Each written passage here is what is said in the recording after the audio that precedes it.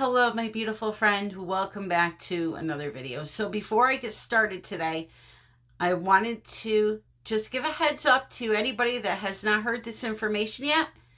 August 6th, I will be in Texas teaching an A to Z acrylic pouring class. We're going to learn everything from, regular pouring all the way up to the bloom. So if you're in the Dallas, Texas area or in Texas or in another state and want to travel to Texas, now is the time to sign up. I think there's only 6 or 7 seats left, so it's a very small class and it's filling up quick. If you want your spot, reserve that today through the link in the description. Also, the paint that I used in the last video, something miraculous happened that has never happened to me before. That's what I'm going to talk to you about in this video, and we're going to see if it actually happens again. So let me get set up and we will get started. Okay, so this is the something miraculous that happened. I did this painting. I filmed it and released it on the same day. I recorded this painting at 11 a.m. in the morning. At 8:30 that same night, it was bone dry. Now, is it a coincidence? I mean, it's been a little hotter here, but the thing is that I've been doing this a very long time, and summer comes every year, and I've never, ever, ever had a painting dry that fast. I mean, it was bone dry. And so I said, well, what did I do different? The only thing I've done different with this painting is I used these new paints. So what I want to do is I want to do another painting using those paints, and I want to see if, in fact, it is the paint or if it was just a fluke that day. So today is June 3rd, and it is 1:30 p.m. Eastern Standard Time. So I'm going to do this video with you right now, which is going to be a lot of fun. I haven't done this in a long time. And then when it is dry, I'm going to tell you what the day and time is at the end of this video. Because if this paint dries that fast, that's just absolutely crazy. I mean, we're not talking, dry to touch. I'm talking bone dry. I've never seen anything like this before. So let me get set up here. I have a 12 by 24 canvas all ready to go. And the colors I'm going to be using from Nova Color are quinacridone violet. Now, it's going to be a very simple palette here. This is more test than art. Of course, I hope a beautiful piece of art comes out of it, but I'm purely just testing here. Quinacridone red I mixed with some of the ultramarine blue to get a really pretty magenta. I'll show you that here. Okay. And then fluorescent pink. And then I have some silver and some gold by Deco Art. Those are the only 2 paints. Just like when I did this painting, I used just the Deco Art 24 karat gold with the Nova colors. This one I'm using 2 Deco Arts, but that shouldn't affect my testing that I have an extra color in there, okay? So I'm going to set up and we're going to get started. And you may be asking what I'm going to do here, which is paint flicking. You can get some really cool designs doing this. Very unplanned, chaotic designs. This here is the part of a battle axe from the Dollar Tree that my grandson used to play with. It's rubbery, very flexible. So when I stick it in that paint and I pull it back and I flick it, hopefully I'll get some really pretty designs with it. Hopefully most of the paint will stay on the canvas. Again, I did this a couple times before and people just loved it. It was a really good laugh. So let me set up and we'll get started. Alrighty, are we ready? I am so terrified. Only because I don't know how far this thing will flick or anything like that. But we're going to go with it. So let me say this though. You know, this has actually been a technique for many years, and not many people do it still. I see, you know, some people kind of alter it a little bit and then rename it, but the original artist that I saw doing this years and years ago was M4 Art 2D. That was the name of the channel, and she's no longer filming, but yeah, she used to do it, and I used to just be enthralled watching her, and she just really did a good job with it. So here is my Artist Loft Flow Acrylic White. I'm going to show you the consistency. The trace on the surface disappears right away. Flows off the stick in one steady stream. Right, and I'm going to do this. I'm going to just pour it on the canvas and then tilt the canvas around until it's covered.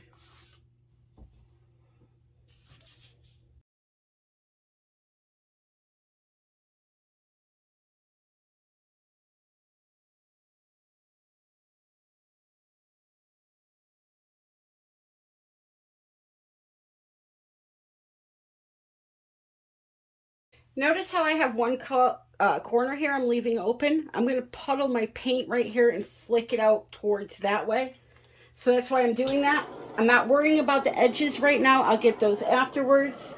But at first I want to torch this base because it's loaded with air bubbles from shaking it. It was pre-mixed. And if you don't pop those, you'll get white specks in your art. So you have to pop them. All right? Okay. So here's what we're going to do. I'm going to put a puddle of white here. Just like that.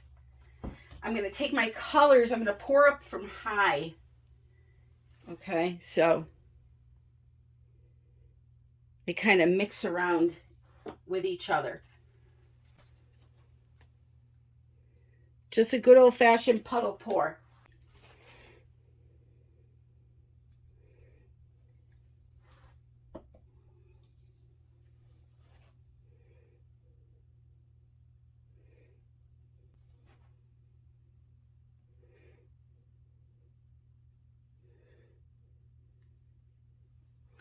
All right, I'm going to come back in with some white into those puddles.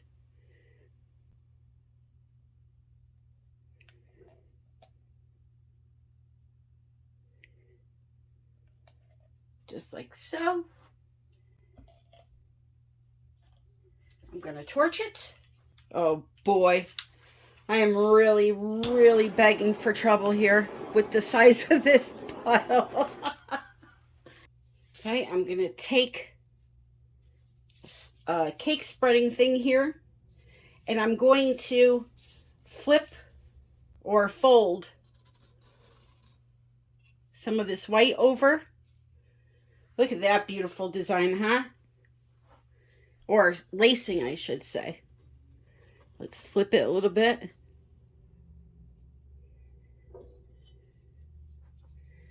Same over here. And don't worry, we'll get it filled back in. Let's see what we can get out of this. Oh boy. Boy, oh boy, oh boy. You ready? Now, I don't know. I should probably just get a piece of plastic and not use this stupid thing. Oh, that actually worked pretty nice.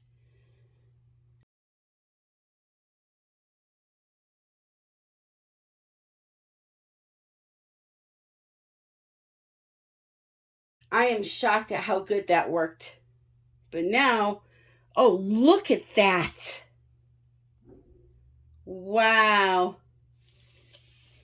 And that's exactly how she used to do it, except she used little smaller flicker thingies.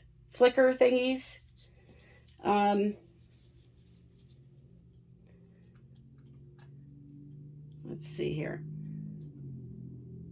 I don't know. That one's not really going to go anywhere because I'm trying not to hit that one. All right. I hope that you can somewhat see this.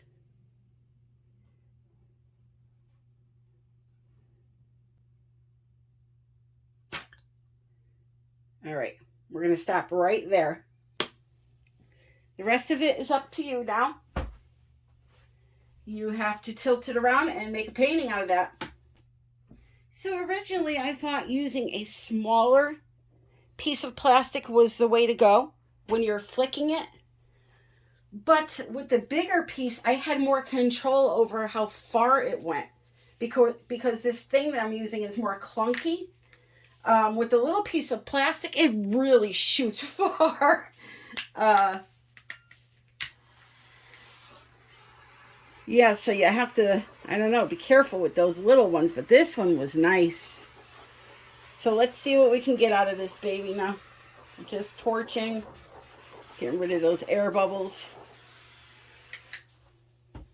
Might actually end up with a really pretty painting here. Let's go back this way first. Of course, because we have that bald spot there.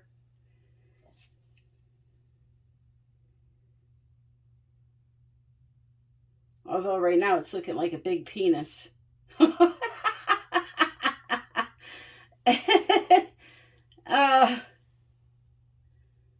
right, let's do that. And let's come up this way. Actually, now it's looking like something with its mouth open with a big tongue, like a lizard.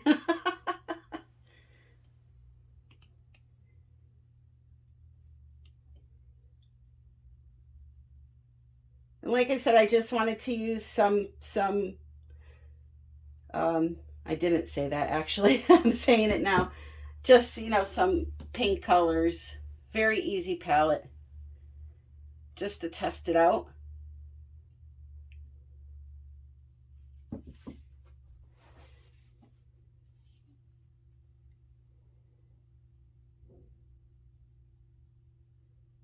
I really don't want to ruin this area over here, so I'm going to do a majority of the tilting this way, and I'm going to keep this upper part a negative space. So it almost looks like somebody spilled a cup of paint on it.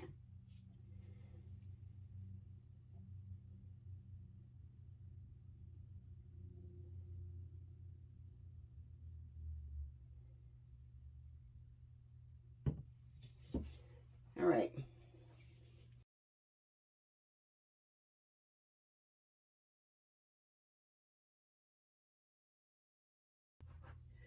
Okay. I'll leave that for a second. I'm going to come back and clean up edges and stuff. And then, again, the big test is to see how it dries, okay?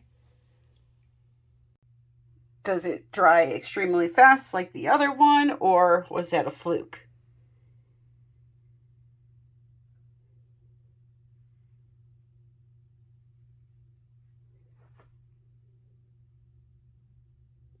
What does that look like? I mean, that almost looks like the end of a drumstick. I swear, only in my paintings do I see these things. Like, I see a face, a frog right here. Alrighty, so it was a fluke. Now I realize this is a bigger canvas, but if this paint was like a fast drying paint, more would be dried than what it is if it was a fast drying paint, if that makes sense. So I checked it 8 hours later, and now we are at 18 hours total. And you can see, let me see if I can get the glare. You can see how it's wet there in the center. Like this whole outer area is dry, but like starting right here is all wet in the center. And again, like I said, I know it's a bigger canvas. It will take a little bit longer, but it's been 18 hours. So, and the whole middle is still soaking wet. So I didn't stumble on a gem. It's not a fast drying paint that's going to make our world so much better. But anyway, I'm looking at this and it looks like a hog to me now. So I'm looking this way, like this is the eye and that's the mouth open up, or maybe an anteater. Who the hell knows? But what I'm going to do is I will let it dry thoroughly, and then I'm going to take some resin, colored resin, and just kind of do some funky design over it, and I'll make sure to film that. There, I turned it around for you. It's funny, actually. Anyway, that's it for today's video. So, no fast drying paint, but, you know, one can only hope that somebody will invent a paint that dries within 24 hours thoroughly, no matter how much is on the canvas and no matter how big it is. So thank you for joining me today. If you enjoyed the video, please remember to click the like button on the way out. And again, Clash of the Titans class, August 6th, 2022 in Dallas, Texas. It will be myself the first day, and then on the second day is going to be Erica from Artist Till Death doing a full-on masterclass on resin, which I will also be in that class helping out. So if you take my class, you get a $50 discount for hers and vice versa. So check out the link in the description if you're interested in coming. I would love to meet you. And yes, I am going to do some more of these classes around the country, but I got to get through the Florida and the Texas one first before I schedule the next one. So with all of that being said, I love you all and happy pouring.